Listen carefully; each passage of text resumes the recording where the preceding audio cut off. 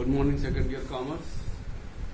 आज reserve Bank of India के हम लोग जो थर्ड लेक्चर है उसमें है। आज क्रेडिट कंट्रोल बताएंगे, स्पेसिफिकली हम लोग जो रिजर्व बैंक करता है। सेंट्रल बैंक में हमने जो है आपको बताया था एक जनरल सेंट्रल बैंक जो करता है। आज हम इंडिया के कंसर्न में बताएंगे कि रिजर्व बैंक क्या क्या करता है। आज का जो लेक्चर होगा वो थोड़ा जो आपकी किताब में जो चीज़ें दी है उससे थोड़ा हम अलग बताएंगे, क्योंकि आपके किताब में तमाम चीज़ें जो दी है कॉन्सेप्ट तो सही है, लेकिन उसका डेटा काफ़ी चेंज हो चुका है। लेकिन वो किताब आज भी जो है हमारे पुराने डेटा पर ही आधारित है, इसलिए हम लेटेस्ट डेटा देंगे और उसके संदर्भ में इसका आज का होगा। क्रेडिट कंट्रोल हम लोग जानते हैं, credit control is done by the central bank in India, that is the reserve Bank of India, and credit creation is done by the commercial bank under the direction of the Reserve Bank of India.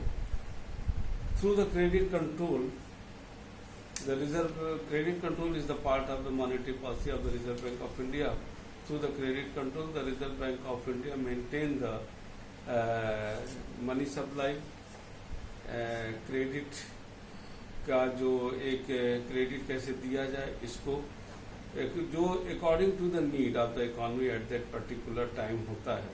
Inflation है तो अलग, deflation है तो अलग, ये सारी चीज़ें हम लास्ट में आपको बताएंगे।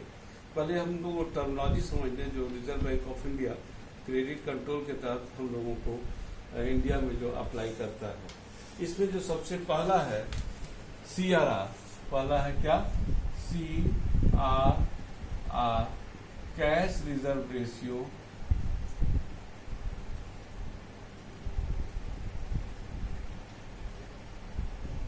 जिसको आपकी किताब में SRR भी दिया है, स्टेशनरी रिजर्व रेशियो, ये आपका है।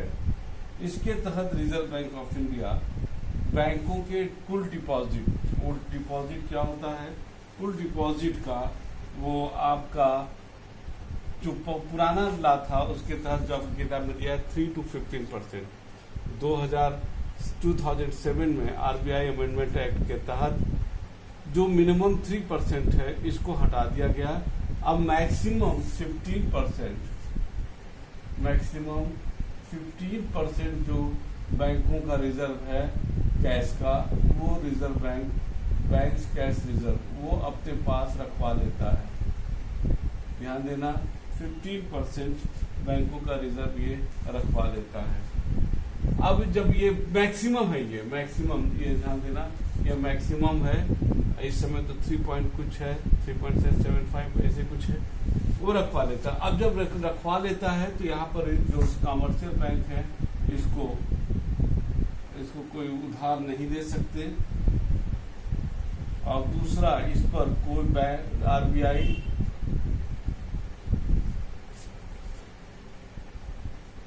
does not give any interest, इस पर RBI उनको कोई ब्याज नहीं देता है, यानी कि बैंकों को इस पर कोई फायदा नहीं होता है। That is the cash reserve ratio. It is mandatory for all the commercial bank to certain percentage of its cash, its deposit to the Reserve Bank of India as per the Reserve Bank of India's direction, जो उसको कानूनी रूप से उसको मिला है, जो maximum 15% bank reserve bank अपने बैंकों का रखवा लेता है। इससे होता क्या है कि जब रिजर्व बैंक जितना रखवाएगा उसमें उसके आधार पर बैंक उसको उधार नहीं दे सकता, और रिजर्व बैंक और उसको जो है उस पर किसी भी प्रकार का ब्याज नहीं देता है। ठीक है ना, ये होता है कैश रिजर्व रेशियो। एक तरह से ये बड़ा हार्श ट्रीटमेंट होता है कैश का, ये रिजर्व बैंक जो बैंकों के लिए देता है। इसको हम लाके बताएंगे कि इन्फ्लेशन और डिफ्लेशन के समय सारे चीज़ों को जब हम कंक्लूड करेंगे तब हम बताएंगे कि कैसे इसको रिजर्व बैंक किस पर्पज से इसको करता है। ठीक है ना, ये तो था आपका कैश रिजर्व रेशियो। ठीक है, ध्यान देना, 2007 अमेंडमेंट जो हुआ था 2007 में, उसमें रिजर्व बैंक ने जो है no minimum limit,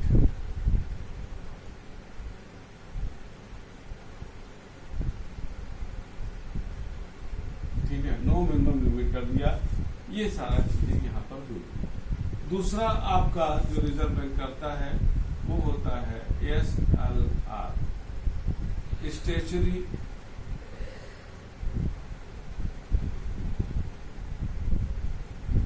liquid ratio.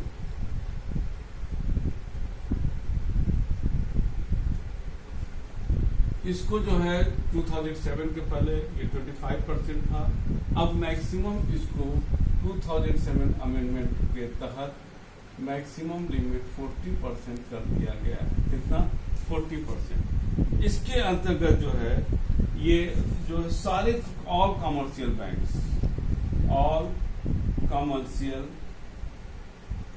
Bank अपने कुल डिपॉजिट का मैक्सिमम 40%, इस समय 19 पॉइंट कुछ है, अपना जो है नॉन कैश फॉर्म में, all commercial bank in non cash form में, माने कैश में नहीं, कैश में ये जाता है, ये कैश फॉर्म में हो गया, और ये नॉन कैश फॉर्म में आपके रिजर्व बैंक में करते हैं।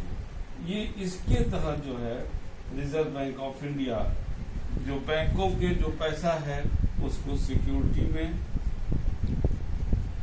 जो भी फर्स्ट क्लास सिक्योरिटी है, सिक्योरिटी में, गोल्ड में और कैश बॉन्ड में इन लोगों का रखवा लेता है। इसमें सिक्योरिटी, गोल्ड और कैश बॉन्ड में रखवा लेता है।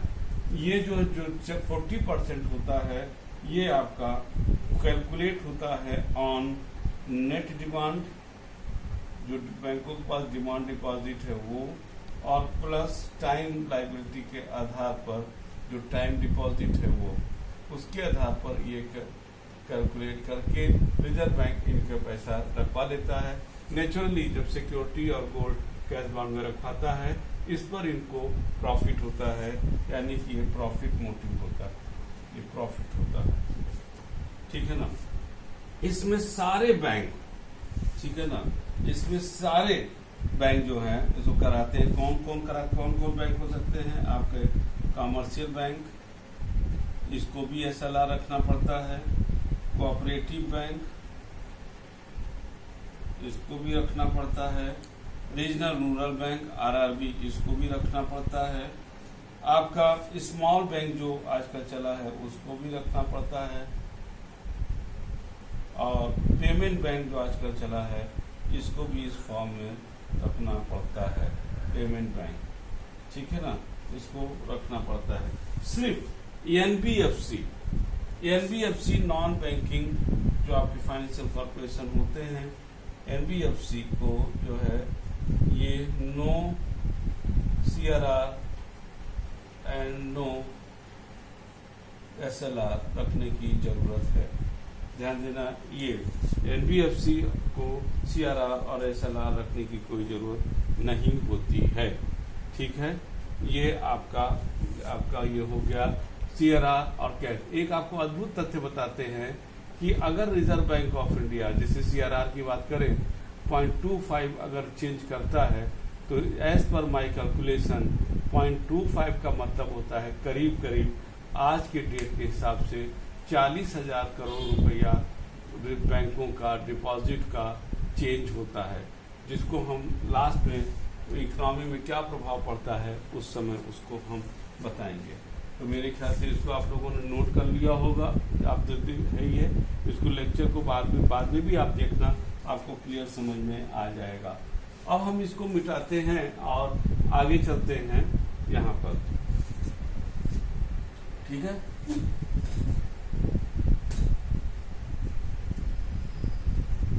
तीसरा जो हम बताने जा रहे हैं एक कलेक्टिव टर्म है जो आपकी किताब में अलग अलग दिया हुआ है, जिसको हम यहाँ पर बताएंगे। वो है आपका तीसरा LAF।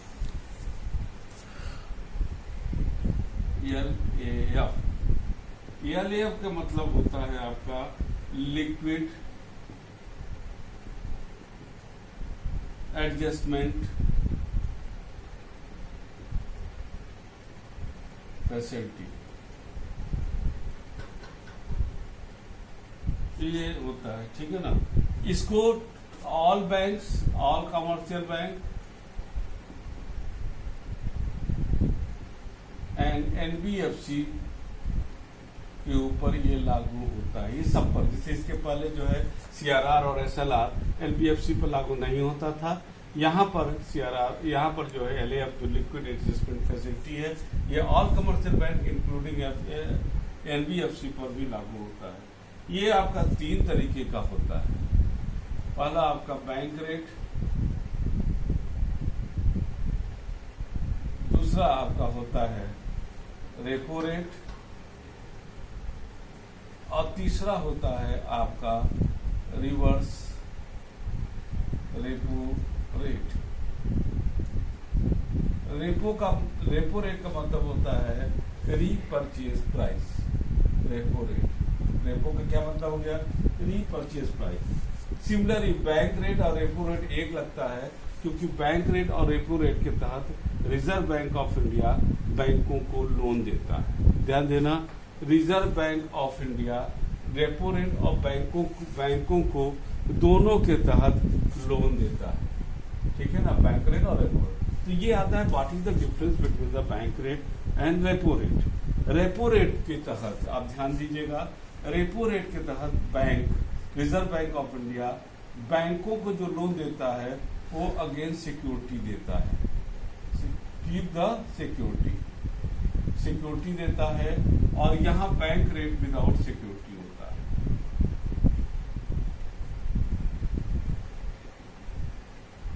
ये शॉर्ट टर्म के लिए होता है। शॉर्ट टर्म का मतलब यहाँ पर होता है 14 डेज, मैक्सिमम 14 डेज के लिए रेपो रेट के तहत देता है, 14 डेज। और ये जो होता है 14 डेज अप टू 90 डेज के लिए ये लोन दिया जाता है, ठीक है ना। इस पर कंपैरेटिवली लेस इंटरेस्ट रेट होता है,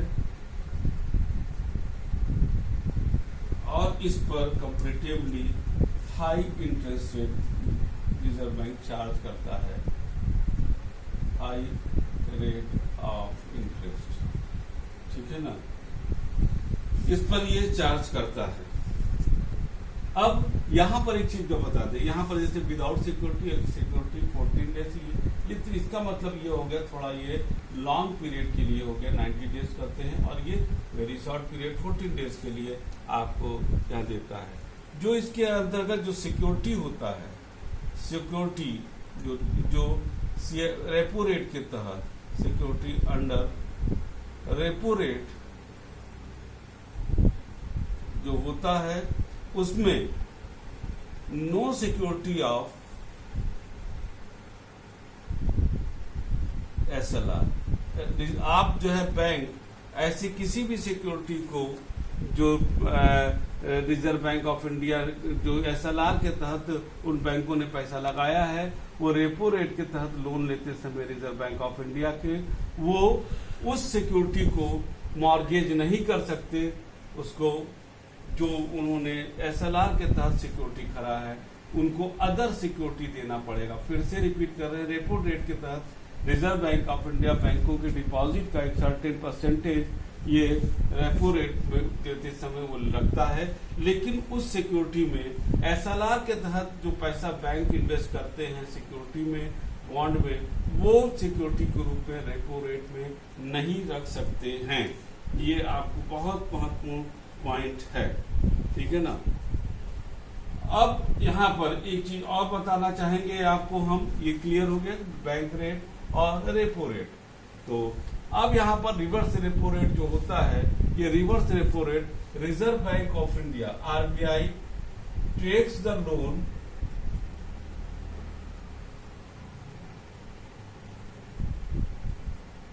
फ्रॉम कमर्शियल बैंक। आप कहोगे हाँ, ये काहे होता है कि आरबीआई को कब से जरूरत पड़ने लगा वो बैंकों से लोन ले। देखिए, बैंक से आरबीआई इसलिए नहीं लेता बैंकों से ले कि उसको जरूरत है, वो इसलिए लेता है कि ताकि वो पैसे से बैंकों के लिक्विड पोजीशन को वो कम कर देता है। ये सबसे बड़ा महत्वपूर्ण पॉइंट यहाँ पर ये होता है, ठीक है ना। अब इसके ये आपको हमारे ख्याल से क्लियर समझ में आ गया होगा। अब हम जो है एक और बताते हैं,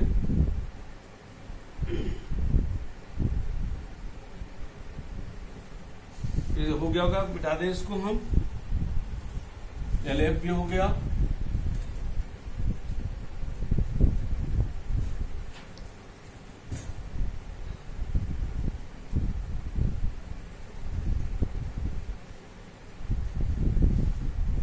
इसमें एक चौथा जो है आपका आता है जिसको हम लोग कहते हैं MSF। ये सब कुछ किताब नहीं है, एक अलग से हम आपको बता रहे हैं ताकि वो सभी स्टूडेंट जो इंटर ही नहीं, जो आगे इकोनॉमिक्स के हैं या बैंकिंग या सिविल सर्विस की तैयारी कर रहे हैं, ये लेक्चर उनको भी पूरा काम आ सकता है। एकदम लेटेस्ट हम इंफॉर्मेशन आपको दे रहे हैं जो एकदम किताब में आपको नहीं है। इसका है फॉर्म है मार्जिनल स्टैंडिंग फैसिलिटी।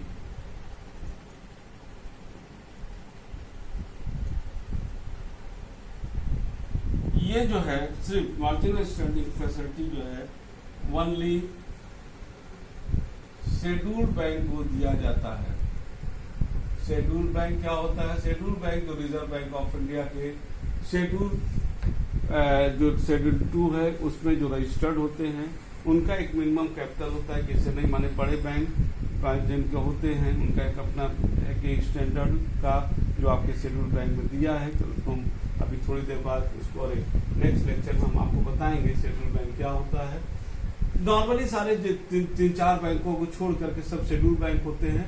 ये रिजर्व बैंक से डायरेक्ट डीलिंग करते हैं, बाकी तो हम उसमें बता देंगे। सारे शेड्यूल बैंक को इसमें जो है रिजर्व बैंक इसके तहत लोन देता है।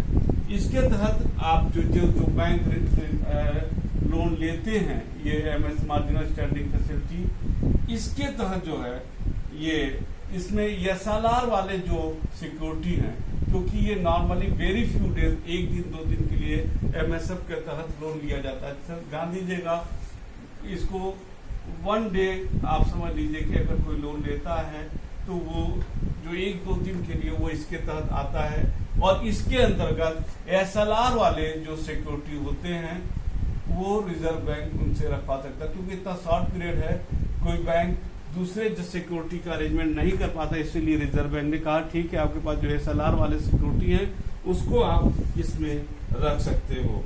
इसका जो रेट होता है, जो भी उस समय का रेपो रेट है, उसमें 1% एक्स्ट्रा और जोड़ करके रिजर्व बैंक बैंकों से ले लेता है।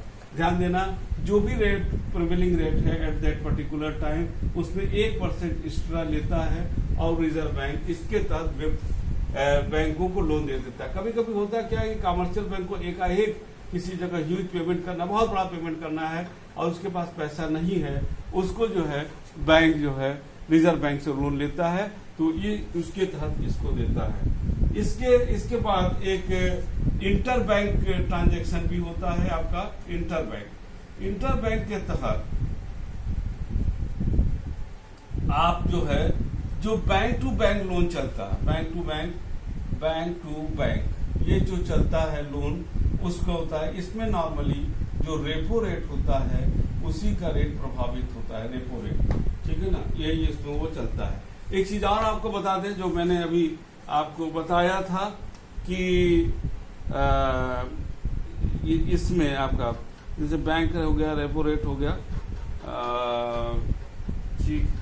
इंटरेस्ट रेट, इंटर बैंक, हाँ SLR जो आपका बैंक रेट होता है, बैंक के रेट के तहत एक चीज और आप नोट कर सकते हो, बैंक रेट के तहत रिजर्व बैंक ऑफ इंडिया बैंकों के बिल को रीडिस्काउंट करता है। बैंकों के बिल को रीडिस्काउंट करता है। रीडिस्काउंट का मतलब जो कस्टमर बैंकों से बिल को अपने बिल को डिस्काउंट कराते हैं, उससे जो बिजनेसमैन है उनका तो लिक्विड पोजीशन सुधर जाता है, लेकिन बैंकों का जो है लिक्विड पोजीशन थोड़ा गड़बड़ जब हो जाता है तो वो आप उसी बिल को रिजर्व बैंक से रीडिस्काउंट करा लेते हैं। वो रीडिस्काउंट बैंक रेट पर ही होता है, ठीक है ना। इसमें ये सारी महत्वपूर्ण जानकारियां थी। अब हम ये सारी चीजों को जो है आपको कमर्शियल जो इकोनॉमिक कंडीशन होता है उसके आधार पर हम आपको बताना चाहेंगे। जैसे एक एग्जाम्पल लेते हैं CRR का। CRR जो मैंने बताया बैंकों के डिपॉजिट का मैक्सिमम 15% वो रिजर्व बैंक रखवा लेता है। अब इससे क्या होता है कि जैसे हमने आपको बताया कि जो मैंने कैलकुलेट किया है आज के डेट पर और रेट पर, वो है कि 0.25% अगर चेंज होता है तो 40,000 करोड़ रुपया अफेक्ट करता है पूरी इकोनॉमी को। मान लीजिए इस समय 3.75% CRR है। रिजर्व बैंक ने कल अनाउंस कर दिया कि 4% CRR हो जाएगा। अब ये 4% यानी कि 2.25% CRR बढ़ा दिया, जिसके तहत बैंकों के डिपॉजिट का 0.25% वो रिजर्व बैंक के पास चला जाएगा, जिस पर रिजर्व बैंक उस पर कोई ब्याज नहीं देगा, जबकि वो बैंक उस पर हम लोगों को ब्याज देता है। 0.25 के तहत 40,000 करोड़ जब बढ़ेगा, 40,000 करोड़ बैंकों का लिक्विड पोजीशन घट जाएगा। जब 40,000 करोड़ से लिक्विड पोजीशन बैंकों का घट जाएगा तो वो पेमेंट रखने के लिए वो क्या करेंगे, अपने जल्दी वो उधार नहीं देंगे, वो अपना इंटरेस्ट रेट महंगा कर देंगे, दोनों इंटरेस्ट रेट डिपॉजिट पर भी, ताकि लोग ज्यादा पैसा न निकाल पाए और वो ज्यादा लोन भी न ले। उससे क्या होगा, बैंकों में जब बैंक उधार नहीं देंगे और लोग डिपॉजिट नहीं निकालेंगे, इकोनॉमी में कैश का जब सर्कुलेशन कम होगा, जब कैश का सर्कुलेशन कम होगा, लोगों के पास पैसा कम होगा, लोग खरीदारी कम करेंगे, परचेज कम करेंगे, उनका परचेजिंग पावर गिरेगा, और जब परचेजिंग पावर गिरेगा तो इकोनॉमी में डिमांड गिरेगा, और जब डिमांड करेगा तो निश्चित रूप से जो महंगाई आया था, जब डिमांड सप्लाई ऐसे है, डिमांड ऐसे था, जैसे जैसे घटेगा तो वहां पर इन्फ्लेशन को हम कंट्रोल कर सकते हैं। ठीक है ना, ये रिजर्व बैंक का उठाया गया इकोनॉमी को मैनेज करने का तरीका होता है। अगर डिफ्लेशन है तो reserve Bank of India CRR या SLR जो भी है उसको रेट को घटाता है। ये सारी चीजें उसके तहत हो, इससे चाहे रेपो रेट हो चाहे रिवर्स रेपो रेट हो, उसको घटाने का मतलब है कि reserve Bank of India economy में मनी सर्कुलेशन को बढ़ा रहा है, और बढ़ाने का मतलब है कि रिजर्व बैंक से इकोनॉमी में मनी सर्कुलेशन को घटा रहा है, जिससे कि लोगों की परचेजिंग पावर अफेक्ट करता है, और उस परचेजिंग पावर के तहत रिजर्व बैंक ऑफ इंडिया जो है इकोनॉमी में जो इन्फ्लेशन और डिफ्लेशन जो मार्केट कंडीशन है उसको अफेक्ट करता है और तात्कालिक तौर पर इकोनॉमी को मैनेज करता है। मेरे ख्याल से आपको इस समझ में आ गया होगा। इसमें से एक मॉरल परसुएशन देता है जिसके तहत रिजर्व बैंक अपील करता है, ये बहुत ज्यादा इसके पहले भी बता दिए थे। सेंट्रल बैंक में मैंने क्रेडिट रास्टिंग भी बता दिया था। ये सब चीजें हम यहाँ पर अलग से नहीं बता रहे हैं। ये सारी चीजें जो है जो आपने नोट किया, ये यूनिक था, थोड़ा अलग था, इसको बहुत ध्यान से पढ़िएगा, और जो भी आपके घर में भी अगर कंपटीशन और सबकी तैयारी करें उसको भी बता देगा। ये लेटेस्ट इन्फॉर्मेशन और लेटेस्ट डेटा है, ठीक है ना। तो ये सबसे महत्वपूर्ण, मेरे ख्याल से बहुत महत्वपूर्ण क्लास था ये, और इसको ध्यान से पढ़ते रहिएगा। और जो क्वेश्चन होगा उसको फिर जब हम मिलेंगे या सैटरडे को जो क्लास होता है उसमें आप पूछिएगा, हम उसका जवाब आपको दे देंगे। आज हम यही क्लास ओवर करते हैं। नेक्स्ट क्लास में हम और रिजर्व बैंक के कुछ और भी चीजों को लाएंगे कि रिजर्व बैंक ने हमारी इकोनॉमी में कैसे कैसे प्रभावित किया है। तब तक के लिए good day and good bye.